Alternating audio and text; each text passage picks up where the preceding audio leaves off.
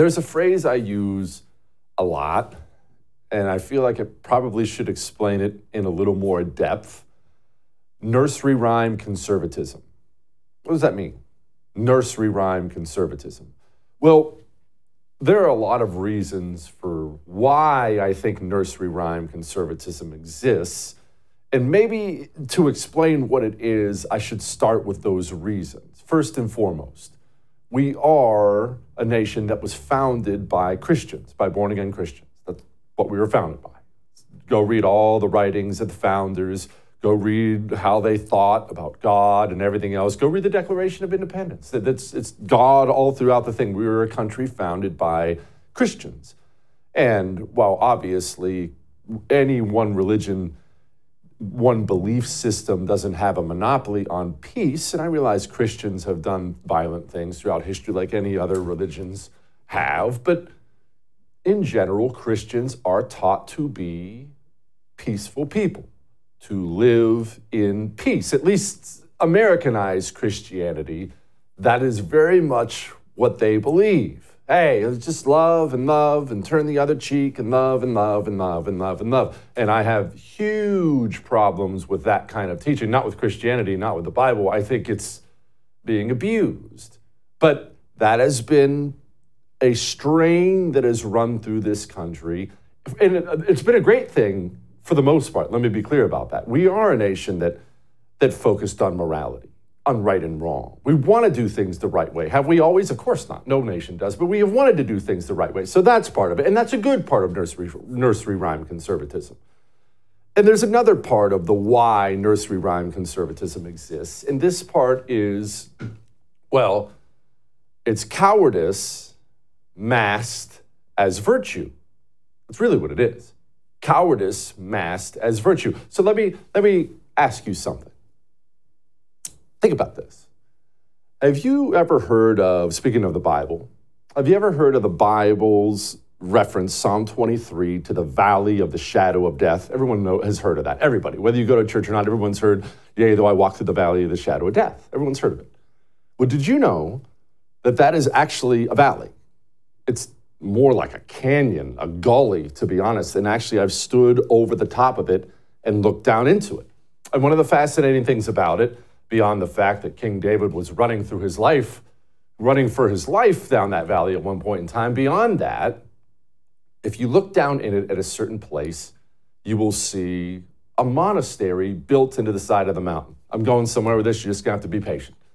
And it's built down in the bottom of the canyon into the side of the mountain, and it's the coolest freaking thing in the world. And there are, to this day, there are monks and you know, and their servants and whatnot who live there. And what do? All day long, they read the Bible, they pray, they worship, they have dedicated their lives to that life. Okay, that's fine, that's good, it's a cool thing. Now, let's go to New York City. NYPD cop. He had a rough beat last night, drug addict. He killed somebody last night. Man was trying to attack him, trying to attack his partner. He had to pull out his pistol and shoot the guy in the face last night. Now let me ask you something.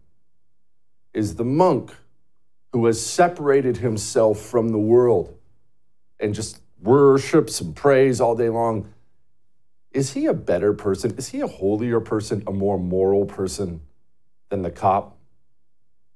No, he's not. The cop has chosen to wade into the world, to fight back against the evil, to get his hands dirty. I'm not insulting the monk, good for the monk, but I do not look at the monk as a holy man and the cop as kind of a bad guy. I simply don't. We have abused the word of God. We've abused so many things in this country that we truly, truly believe on the right. So much of the right, maybe not you, but so much of the right truly believes to fight back is wrong. To wade into the muck and fight against evil is somehow immoral or a violation of our principles. When, if you're going to reference the Bible, as we have several times, throughout the Bible, there are examples of calling out evil. Jesus himself, you hypocrites, you brood of vipers.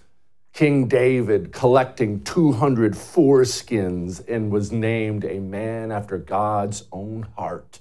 That stuff's in the Bible too. But nursery rhyme conservatism has taught the right not to fight back. In fact, it's taught the right that if they lose to the communists because they refuse to fight back, that they're the good guys. That you can sit there and lose, you can give up your country, you can give up your culture, you can never make them feel pain. You don't try to make enemies of anybody. You don't try to take away their power. But if you lose and you lose the right way, you did the right thing. That's nursery rhyme conservatism. Nursery rhyme conservatism believes Marvel movies are real. Or Captain America, the perfect guy with perfect teeth and perfect manners, can come along and he'll fight against evil, but he'll do it the right way. He'll do it politely every single time. That's not how life works. You want to see nursery rhyme conservatism? Do you remember when Bill Barr, Trump's second useless attorney general, remember when he got up and said this? Those who broke the laws will be held to account. But this cannot be, and it will not be, a tit-for-tat exercise. We are not going to lower the standards just to achieve a result. The only way to stop this vicious cycle, the only way to break away from a dual system of justice is to make sure that we scrupulously apply the single and proper standard of justice for everybody. Wow. That is so inspiring. And now that Joe Biden is president and his Attorney General Merrick Garland have taken over, do you see how inspired the communist was by Bill Barr's good conduct? It's been amazing. They looked at Bill Barr and they said, wow, that's a guy, he's not abusing his office. He's not attacking his political opponents. Guys, I'm inspired. I think I'll do the same. Isn't that what Joe Biden and Merrick Garland said? No, it's not. Laying down for evil is not good. It is not moral. It is not right. You will hear people say things on the right. The right loves to say these things. When fighting monsters, be careful never to become a monster. It's an old Nitsky quote. Yeah. United States Marines in the Pacific used to take explosives and toss them into Japanese caves and blow up everyone who was inside.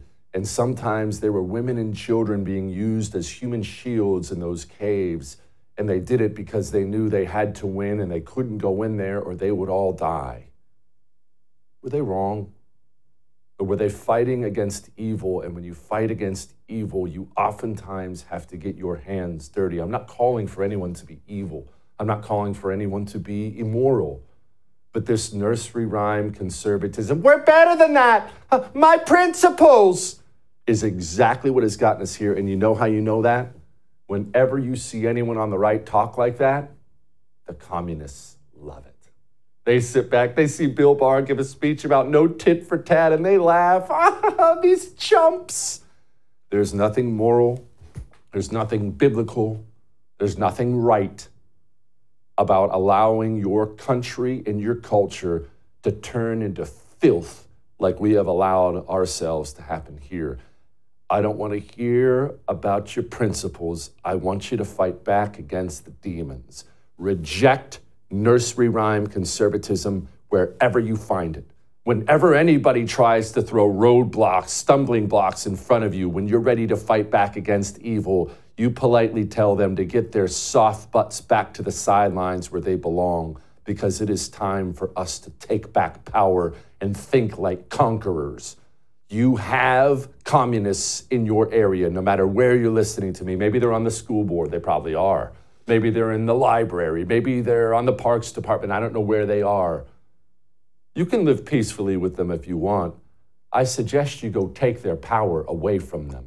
Go make an enemy. Wrap your mind around this, because we're going to get to Jim Jordan in a moment. Joe Biden, special counsel gets appointed to investigate Joe Biden for his various crimes.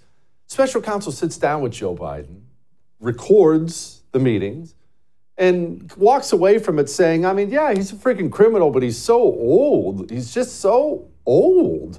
And his memory is so bad that Yeah, he committed all the crimes. We know he committed the crimes, but we can't charge this guy. He's so old. Look at him. He's old. That's essentially what Robert Hur said after the whole thing. So the House of Representatives, the Judiciary Committee, is obviously quite curious.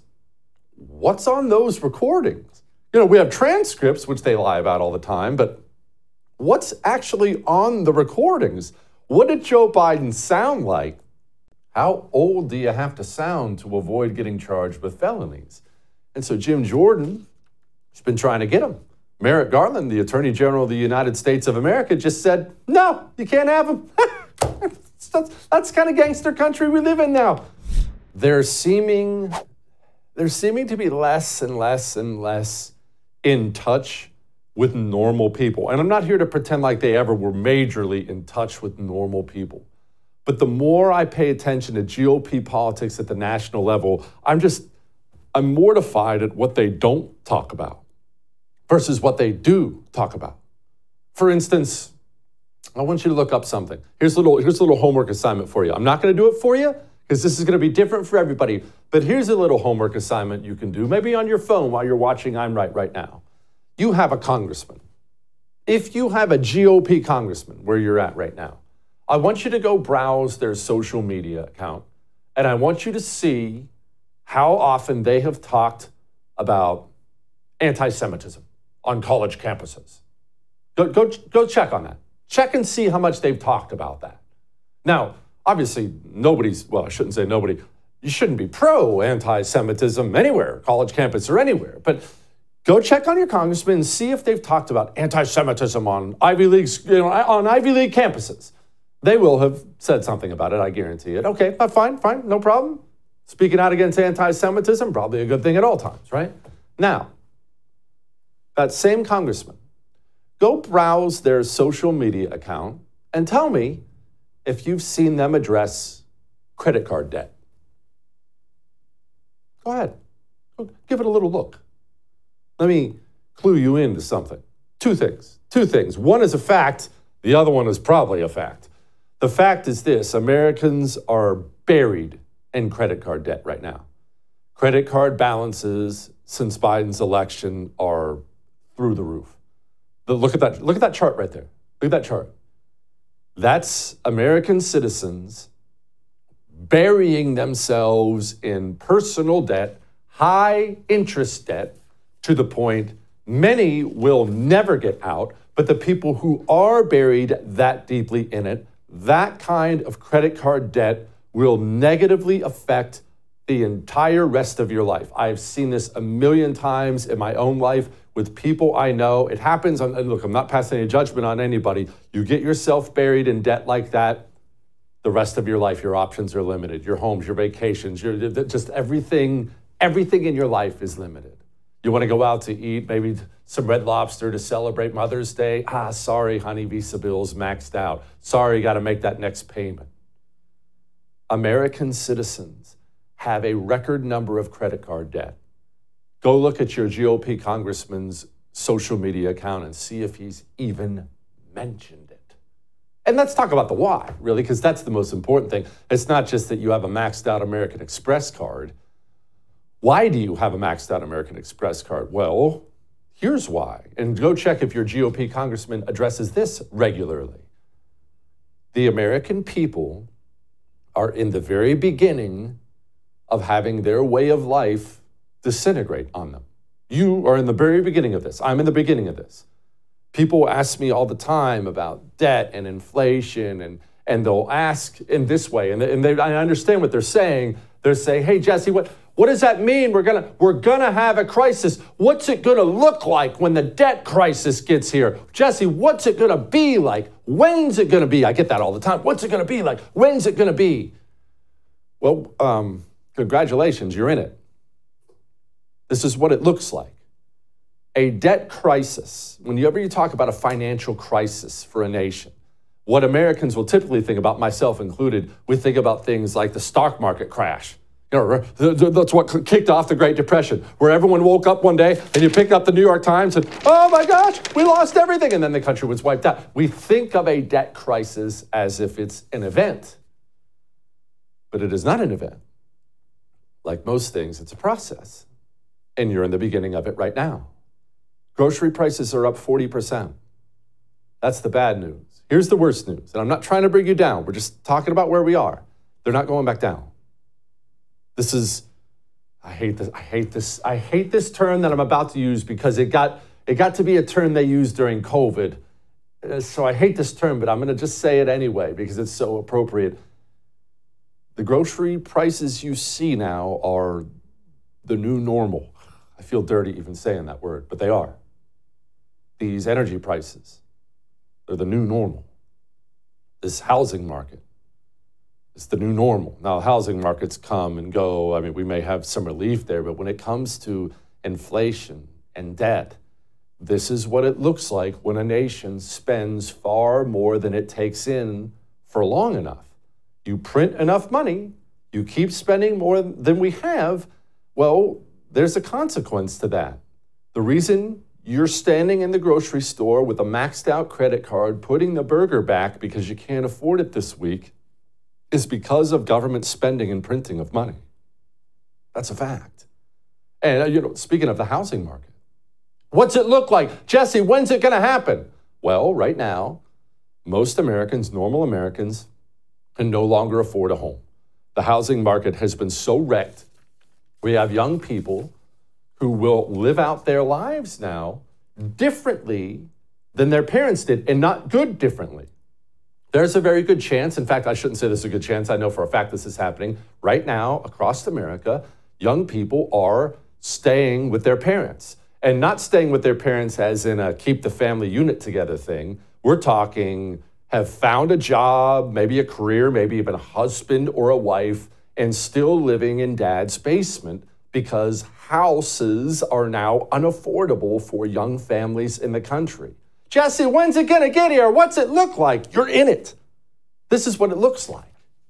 Restaurants going under. Restaurants jacking prices up on people. And this is another thing. This is another thing I see a lot now, and everyone will relate to this. People are complaining about a couple things now. They're complaining about the price of food when they go out to eat, and they're complaining about tipping. So many restaurants now are going to automatic tipping. They're demanding more tipping. And so here's what people don't realize is happening. Everyone is being squeezed because the crisis is here. And everyone thinks someone else is doing it. The restaurant owner, his costs are through the roof. He's sitting there stressed. He's looking at the bills. How do I make ends meet? What do I do about this stuff? So he has no choice. He has to jack prices up. He has to jack prices up, and he has to jack prices up in an environment where he can't find good employees. Sure, you can find 2 or 3 illegals to wash dishes, but you can't find outstanding customer service people, waiters, waitresses. Talk to a restaurant owner about this. So he's jacking prices up. He knows his service is getting worse. His employees are getting worse. So that's the restaurant owner's side of it. For the waiter, for the waitress, trying to make ends meet. Maybe you're in college trying to pay the bills. Maybe you've had to use it as a fallback job, trying to make ends meet with the family. You need those tips. You got to have those tips. You need the money. Times are tough for you too. Inflation's tough for you too. So you need those automatic tips because people aren't tipping. Why aren't people tipping? Because they're going through hard times too. Food costs have gone up. I can't go out to Red Lobster and spend $150, but everyone's being squeezed at all sides. What does the crisis look like? What does the financial crisis look like? This is what it looks like. You're in it. And the worst part of this is not that we're in it. Not that we're in the beginning stages of it. That would be bad. The worst part is really nobody who's in charge right now seems even slightly interested in fixing it. In fact, most of them, you can't even really get them to admit that there's a problem. It's as if the Titanic ran into the iceberg and she's taking on water. And the captain and the crew, they all got together and they looked down and they're like, wow, man, we're taking on a lot of water. Anyway, I'm sure it's fine. Go back to sleep. This ship is awesome. That's what, look at Hakeem Jeffries here. But 2/3 of voters think the economy was better under President Trump. Well, that's just not the case, and we have to do a better job of laying out the facts that the economy has dramatically improved under the leadership of President Joe Biden. What about California? Maybe you're sitting there thinking, I don't live in California. Maybe you do live in California, but no matter what, you should understand that California is an incredibly big part of this economy that affects everybody. California ports affect everyone. California energy, California everything. California is a big part of this nation. California is drowning in debt, financial crisis on their own. Are they going to fix it? Well, I don't know. Does Gavin Newsom seem interested in fixing it? Can we explain to Californians how we moved from a $100 billion surplus to such a significant deficit in just a matter of a few years?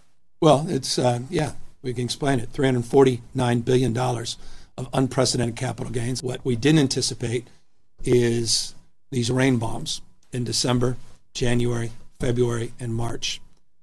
These atmospheric rivers that led to a federal declaration that led to FEMA and the IRS moving in a direction where we couldn't collect our taxes until, I believe, November 16th, if there was any indication that climate change has impacts well beyond those that are often promoted. I would consider our financial delays as just another example of why we need to tackle them. Another reason I'm looking forward to conversations. They're not stopping anything. They're not even slowing down. In fact, as you just heard right there, they plan on ramping up everything that got us into this situation to begin with. Look, Joe Biden is starting to talk about these things. The cost of buying a home in the United States is double what it was when you look at your monthly costs from before the pandemic. Real income, when you account for inflation, is actually down since you took office. Economic growth last week, far short of expectations. Consumer confidence, maybe no surprise, is near a 2-year low. With less than 6 months to go to Election Day, are you worried that you're running out of time to turn that around? We've already turned it around. Look at the Michigan survey. For 65% of American people think they're in good shape economically. They think the nation's not in good shape, but they're personally in good shape. The polling data has been wrong all along. No president's had the run we've had in terms of creating jobs and bringing down inflation. It was 9% when I came to office. 9%. You know, we'll set aside the 9% lie. It's a lie. He already got called out by lefty news organizations for that lie. We'll set that aside. Let's talk about the jobs for just a quick moment. This is another thing people aren't necessarily realizing what's happening. Jesse, when's it going to get here? What's it look like? Well, they're talking about jobs a lot. The jobs numbers aren't that bad. Here's Joe Biden bragging about them. Why should people here believe that you will succeed at creating jobs where Trump failed? He's never succeeded in creating jobs, and I've never failed. I've created over 15 million jobs since I've been president. 15 million in 3.75 years. So where do these jobs numbers come from? You don't feel it. You're stressing. Maybe you've had to take a second job, gig work. I have so many people who email me now. Jesse, now I drive for Uber on the weekend trying to make ends meet. Americans are scrambling. So what's with these jobs numbers? Well, if you dig into them, you break them down, you'll find out that since Joe Biden became president, American citizens have had a net loss in jobs, tens of thousands of jobs. If it seems like the jobs market is bad for you, it's because it is. Oh, don't get me wrong, there have been millions of jobs created for foreigners. Almost every job has gone to a foreigner. All net job gains have gone to non-citizens. What does it look like? When's it going to get here? Congratulations, you're in it. This is what it looks like. The slow, steady degradation of our way of life. And this is why we chose to talk about it tonight. It's why we talk about it so often. It is the big deal that is shrinking this nation, crushing the people of this nation. Now, I don't want to distract your congressman from the anti-Semitism on Columbia's campus, but maybe we keep the big issues. No, there are going to be debates. Because there were debates about whether or not there were going to be debates. Meaning, Joe Biden, he's so old. He's so riddled with dementia. He can't talk anymore. He definitely can't talk off the cuff. He's so bad now, he's getting worse and worse at speaking off the teleprompter. Remember, he can't do it. His mind doesn't work anymore. It doesn't work. So we were thinking, is he even going to debate Donald Trump?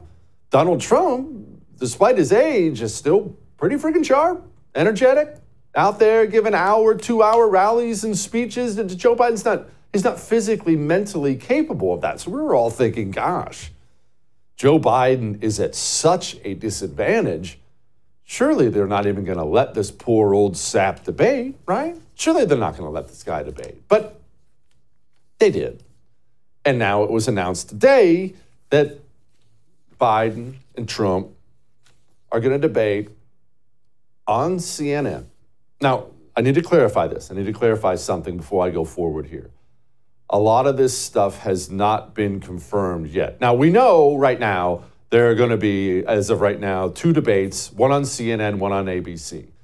First one, we'll focus on that. We'll just leave that for now because this is what we're hearing about it. And there's a lot of reporting that this debate, if you want to call it that, between Trump and Joe Biden is going to take place not only on CNN, but without a live audience at all. So in a studio, and the rumor now, and it has not been confirmed yet, but the rumor now is that the Biden campaign is demanding that CNN cut off Donald Trump's microphone when he's talking.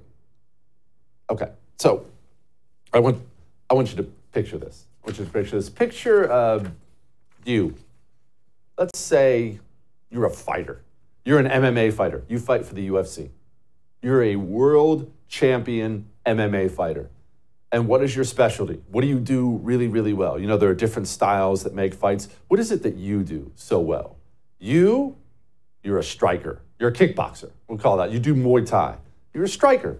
You punch, you kick. That's what you do. You want to stand up and you want to spar with somebody so you can knock them out. Your opponent, he not only is not a kickboxer like you, it is well known that this guy is one of the worst strikers in the history of mankind. Essentially, a little girl could beat this guy up if the fight stays standing up and striking. He has to have the fight go to the ground. It must go to the ground or he's going to lose. And so you tell him, I want to fight. And he says, yeah, we'll fight, but we have some rules. You see, we have to start out on our knees. We're never allowed to stand on our feet at all. If anyone stands on their feet, they're disqualified. And the referee of the fight, he's going to be my dad. That's what we just did with this debate. Why do we keep doing this? Why do we keep agreeing to this? First of all, CNN, there's not a more despicable media organization in the United States of America than CNN. The New York Times and Washington Post and CNN are really the three-headed monster of the worst, despicable, evil communist propaganda you can find out there right now. Why would we agree to debate anybody on CNN? Why? And Jeffrey Zucker, former head of CNN, already came out today and said this debate will be the most watched thing in CNN history. So not only are we walking right into hostile territory, we are gifting the evil organization who hates Trump, we're gifting them their largest ratings in history. And on top of that, Joe Biden can't think. And it's so much worse now that he's getting older. Remember during the State of the Union address when he lost his train of thought and he started yelling at Marjorie Taylor Greene, started doing that whole thing, and he called the guy an illegal alien, which you know you can't say that now if you're a Democrat in the country. Joe Biden can't even think. And so we agreed to this tightly controlled environment that will be tightly controlled by essentially the Joe Biden campaign. What? Yeah, I know we wanted to debate him, but did we have to agree to fight on our knees with his dad refereeing the thing? gosh. And I saw so many people out there today, and this goes back to, honestly, it goes back to our mentality. It goes back to you and me and how we think on the right, and I understand this. The right, and I don't mean this as insulting as it sounds, so just stay with me. The right has a loser mentality. Winning becomes habitual, becomes a habit. Losing is exactly the same way. You win for long enough, you assume you're going to win. You know what it looks like to win. You prepare as if you're going to win. You ever been on sports teams? I've been on winning ones. That's what it's like. You ever been on a losing one? I've been on those too. Sucked. I remember my sophomore year of high school basketball team, garbage. We used to get blown out all the time. And about halfway through the season, you could see it set in. A loser mentality. Losing became habitual. We expected to lose. We prepared as if we were going to lose. And we, by the end of the season, didn't even know what winning looked like. I remember it like it was yesterday. We had a game. We were used to getting blown out by 30 points, 20, 30 points. We had a game where we lost by 8, and we celebrated as if we'd won. So ingrained with losing, we don't even know what winning is anymore. That's what the GOP is. Celebrating that Joe Biden's debating while agreeing to play their game on their field with their referees enforcing their rules. Why are we giving ABC a debate either? They're maybe worse than CNN. You know, look, you remember last time they debated? Remember when Joe Biden had a little help last time? Because look, Very there are 50 former national intelligence folks who said that what he's accusing me of is a Russian plant. They have said that this has all the 5 former heads of the CIA, both parties, say what he's saying is a bunch of garbage. Nobody believes it except his and his good friend Rudy Giuliani. You mean the laptop is now another Russia hoax? That's exactly what. Is this that's where you're exactly going? what. This is told. where he's going. The laptop is Russia, Yes. Gentlemen, Russia. I want to stay on the issue of race. You okay? have to be kidding. Here we Mr. go President? again with Russia. It was her comment that really made that. Did you hear what she said? Did you hear what she said? Joe Biden tells an outright lie. And we now know all this has been confirmed. What he just said was an outright lie. It was his son's laptop. His son is a felon. He is the family business, meaning Joe Biden is the family business. The laptop revealed that Hunter Biden worked for him. All that stuff was factual. And the second Donald Trump comes in and drops the, "Are you kidding me? This is ridiculous," the moderator jumps in and says, "I want to stay focused on race." And that was in front of a live studio audience where Donald Trump got the freedom to speak into the microphone whenever he wanted. And today we're supposed to celebrate because we're waltzing into enemy territory with handcuffs on once again. Sorry, you can count me out of that celebration. I'm good. All that may have made you uncomfortable, but I am right.